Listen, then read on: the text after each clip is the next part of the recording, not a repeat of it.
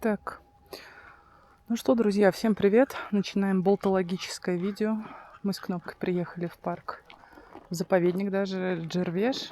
Он находится прямо рядышком с Ереваном. Так, вот сейчас мне бычью собаку не сшибли, потому что, по-моему, в это время въезд запрещен. Но не все это знают.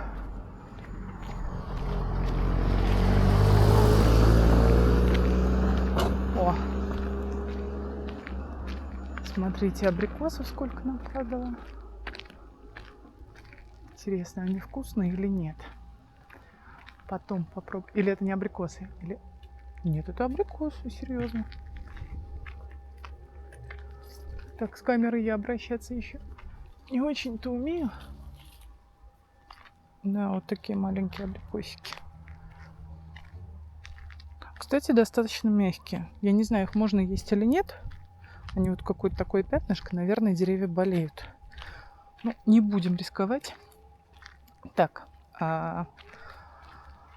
история.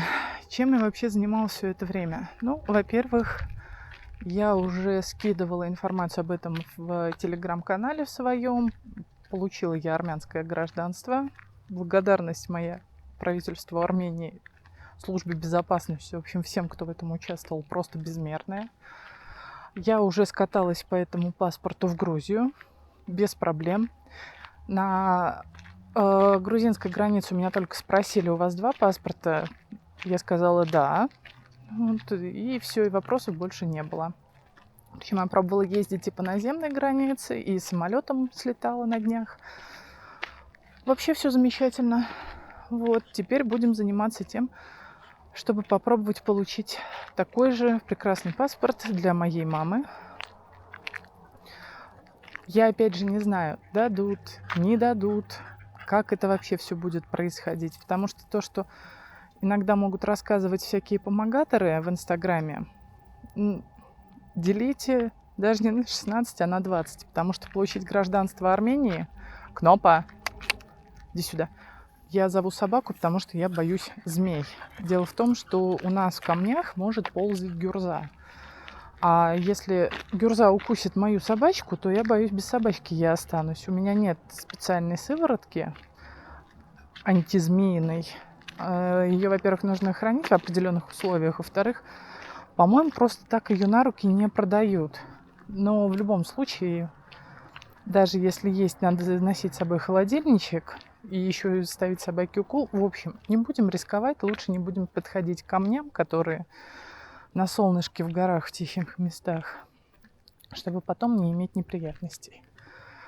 Извините, отвлеклась. Так, ты молодец, ты пометила абрикосы. В общем, получить паспорт Армении – это далеко не так просто. 100% гарантированный шанс у вас есть, если вы младенец, который родился от армянских родителей. Вот тогда да, тогда вот гарантия прямо не 100 000%. Во всех остальных случаях надо делать скидку на определенный рандом. Гражданство по натурализации – это вообще отдельная тема. Мы не можем, это люди, которые состоят в группе гражданства ИРА за 3 года. Я потом под этим постом размещу ссылочку, чтобы вы не напоролись на какой-нибудь левый сайт. В телеге я тоже ее скину. В общем, там мы обсуждаем, как это гражданство получать, какие требования, кто получил, кто не получил. Вот у кого какие условия. Все далеко не так просто, потому что иногда, кажется, человек на 200% соответствует критериям, а гражданство ему не дают. Так, здравствуй, лошадь.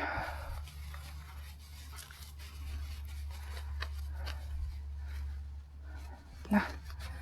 Извините, маленькая техническая пауза.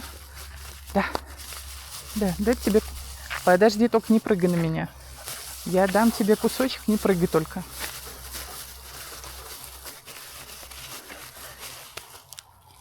Опа. Да, и пальцем мне не съешь. Все, я с тобой поделилась. Все, это для других собачек. Да. Баревзес. Да, доброе утро. Это чем вы кормите так, он нападает? Там же его корм кушает чуть-чуть, европейский, и больше... Это говяжье легкое сушеное. Несмотря на то, что дворняжка очень умный.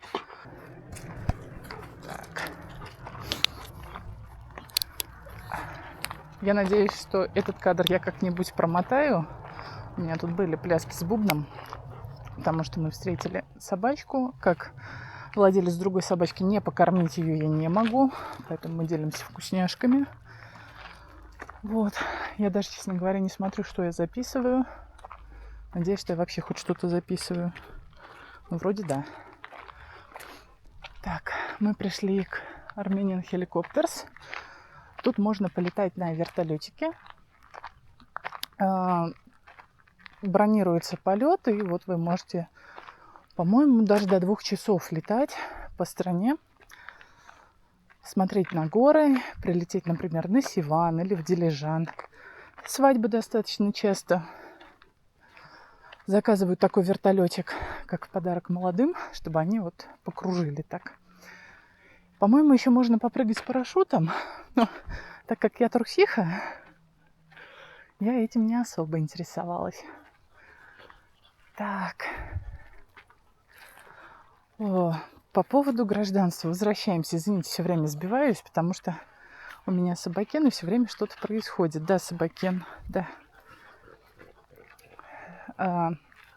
Гражданство получить непросто, потому что бывают такие кейсы, что у людей здесь работа, семья, бизнес. Казалось бы, идеально соответствует всем условиям. Даже недвижимость порой покупают. А им не дают гражданство. Почему? Непонятно. Ну вот вообще непонятно. Казалось бы, у человека сфера интересов здесь. В России ничего плохого он не сделал. Ну или в другой стране. Тем не менее, считается, что он не соответствует критериям. Понятно, бывают риски давать гражданство мужчинам. Ну, все-таки, может быть, этот человек с другой страны, может, он более подозрителен. Как правило, во всяких особых службах чаще работают мужчины, чем женщины. Может быть, этим руководствуются при выдаче и невыдаче гражданства. Не знаю. И, мне кажется, не знает никто, по каким критериям они решают, что человеку надо давать это гражданство или не надо. Поэтому каждый раз это лотерея. Это, как мы называем, ВАР, Великий Армянский рандом. Вот. Так что вот такие дела. Не забудьте, что вам при гражданстве по натурализации обязательно нужно не меньше 3 лет прожить в Армении. Легально, причем легально. Легально вы можете жить на основании прописки. Опять же, не верьте тем, кто говорит, что этот пункт убрали, теперь на основании прописки не считается там, право подавать на гражданство. Все прекрасно считается. Это всякие помогаторы обманывают людей. Все это работает. Приехали в Армению, прописались в квартире. Все, у вас считается срок легального пребывания, если вы граждане Российской Федерации, потому что между нашими странами есть соглашение, что мы признаем прописку друг друга.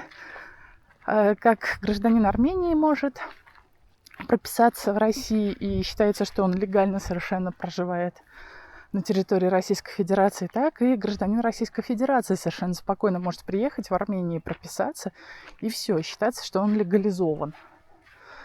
Вот, еще следующее право у нас возникает, если мы 3 года получаем work-пермиты, то есть разрешение на работу, который не то чтобы делается нашим работодателем, но наш работодатель как бы заключает с нами контракт, мы этот контракт приносим, извините, запыхалась в миграционку, и оформляем карточку work-permit на 1 год, что мы вот работаем здесь. Собираем 3 такие карточки, можем идти подаваться на гражданство. Следующий вариант – это индивидуальный предприниматель. Зачесался. Индивидуальный предприниматель. Если у вас есть здесь свой бизнес или компания, ИП или компания, то есть вы ведете здесь бизнес, или, у нас в России, по-моему, это называется самозанятый.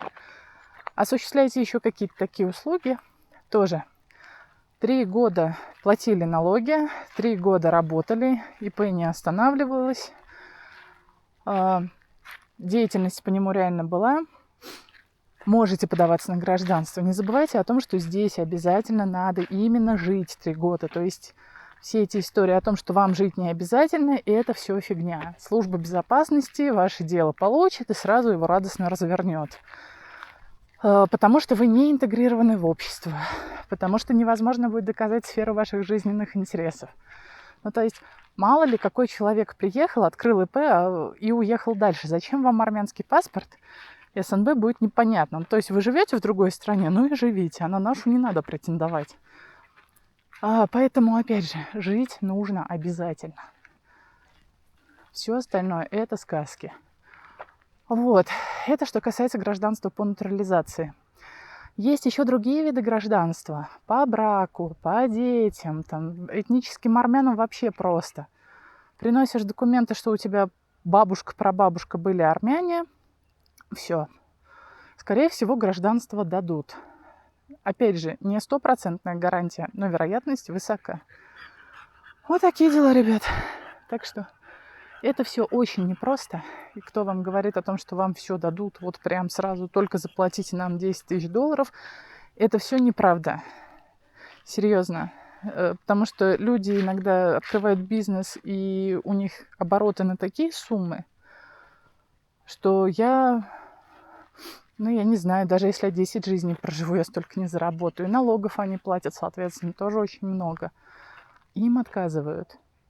Хотя вроде бы они говорят, что в России там за ними ничего нет, никаких уголовок, ничего. Ну вот, не дают. Как это работает, никто из нас за эти годы не понял. А насколько я знаю, несколько человек собираются подавать апелляцию через суд, обжаловать решение об отказе в гражданстве. Что получится, мы не понимаем, потому что таких случаев, таких дел очень немного. Вот, будем посмотреть. О, жарко. Так что вот, это то, что я хотела рассказать о гражданстве.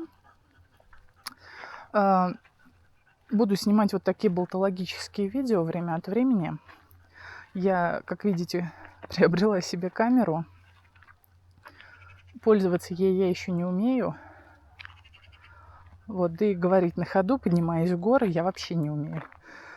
Поэтому иногда это может раздражать, выглядеть криво, косо. Я буду стараться учиться делать это лучше. В общем, пока я занималась всеми этими процессами, вот, честно, особенно с марта месяца, мне даже дышать не хотелось.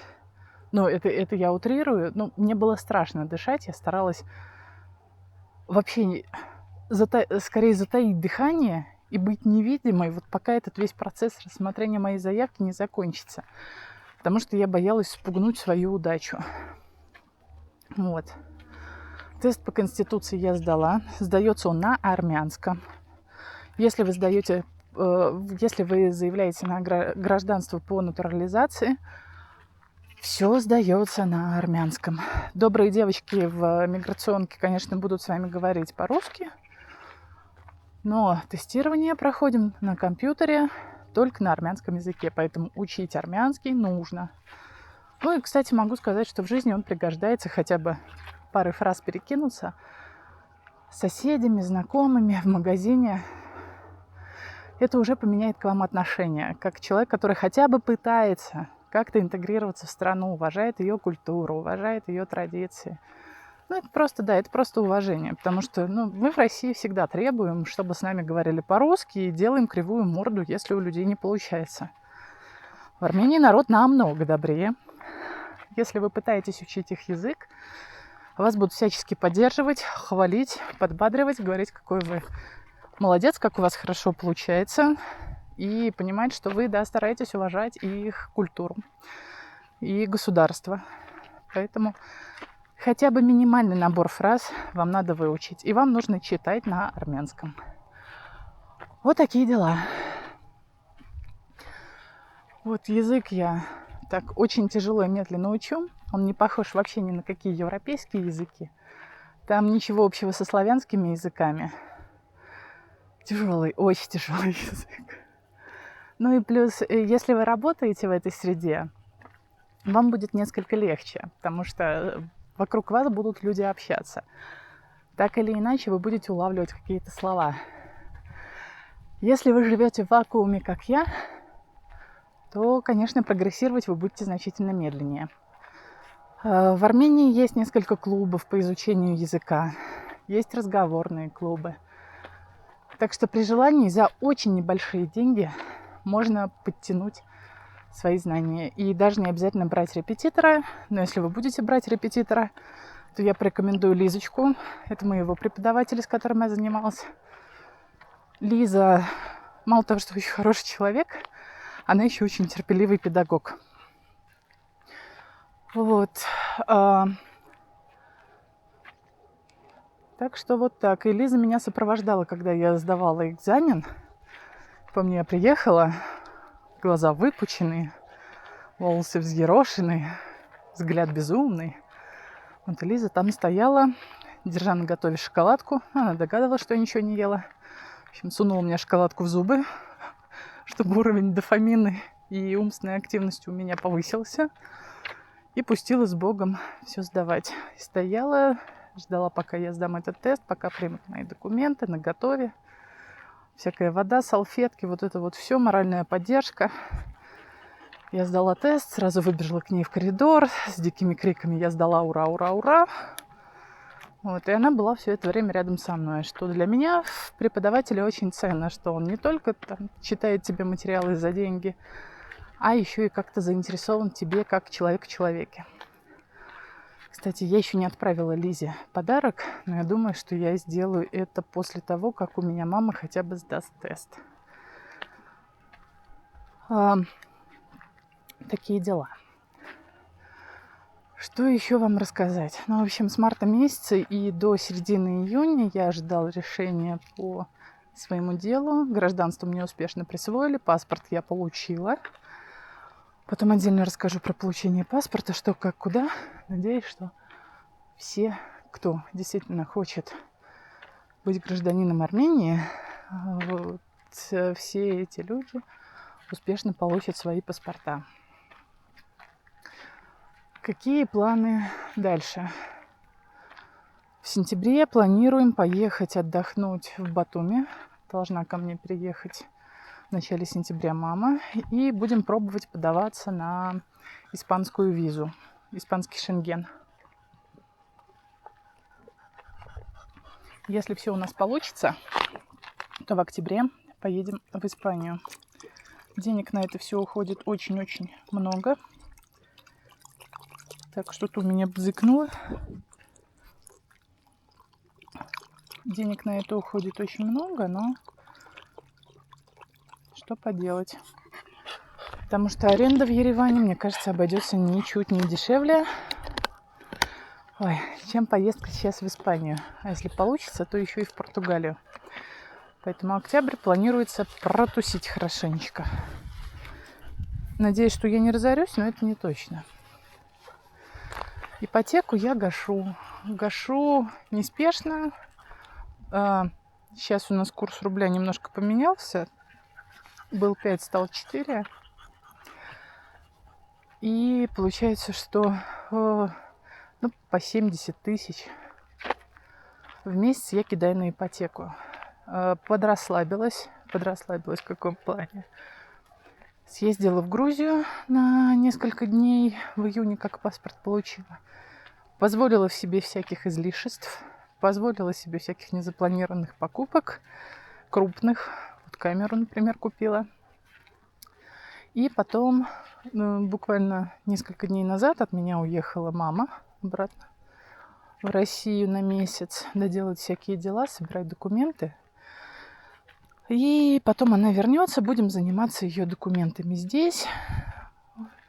Когда она приезжает, это, конечно, всегда накладно, потому что стоимость аренды жилья очень высокая. К нам едет много ребят из России, особенно сейчас, когда появились слухи о возможной более активной мобилизации. Мобилизация еще идет. она еще не закончена, потому что президент соответствующий указ не подписал. Очень может быть, что народ приедет в больших количествах, и это уже чувствуется, и уже стоимость аренды жилья подскочила процентов на 20, по-моему, а люди продолжают ехать.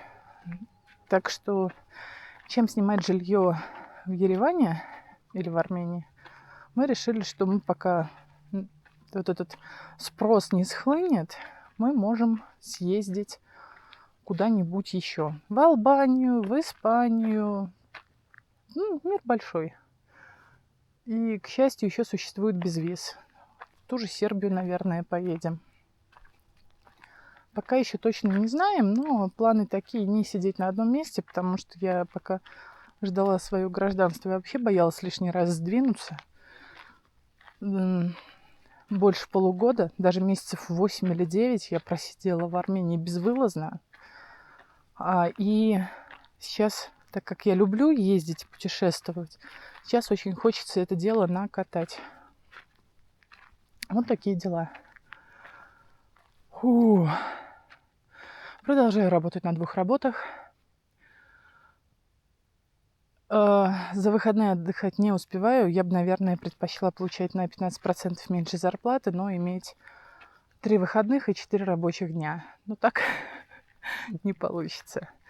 И потом мне откровенно страшно, потому что сейчас, получается, мама будет на моем довольствии. И я боюсь, что я вот не вытяну, что я не могу расслабиться, потому что на мне ответственность за еще одного человека. Наверное, где-то боюсь не оправдать ее ожиданий. Вот, не дать ей то, чего ей хочется. Я всегда очень виновата себя чувствую, когда я не могу близким людям купить, что им хочется, отвезти их, куда им хочется. В общем, когда у меня не получается сделать то, что им хотелось бы. Поэтому буду продолжать на 2 работах, пока есть силы. Хотя думаю, что, может быть, из айтишки куда-нибудь переквалифицироваться уже на более ручную работу или на стыке ручной интеллектуальной работы что-то делать. Потому что, начиная с 2020 года, когда в IT пошли все, просто все, потому что там платят, и за последние годы айтишка превратилась вообще не в то место, в которое я шла, господи, больше 10 лет назад уже. Да. Тогда были люди идейные, сейчас это, наверное, еще встречаются идейные люди, но в основном все пошли из-за денег, поэтому это немного другой состав коллектива. И мне это нравится несколько меньше, но и потом я не претендую на гениальность, да, я, в общем-то, вполне обычный человек. И сейчас очень высокая конкуренция. Зачем оно мне надо?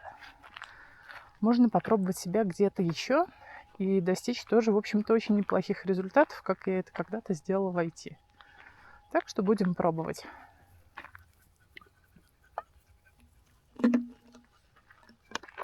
Такие планы на жизнь. Я не буду говорить, что все, вот я окончательно пришла на канал, но сейчас у меня появилась камера, как бы не смешно это звучало, и появилась мотивация побольше общаться, побольше записывать, почаще эту камеру доставать. Она мне очень нравится. Разговаривать с вами мне тоже очень нравится.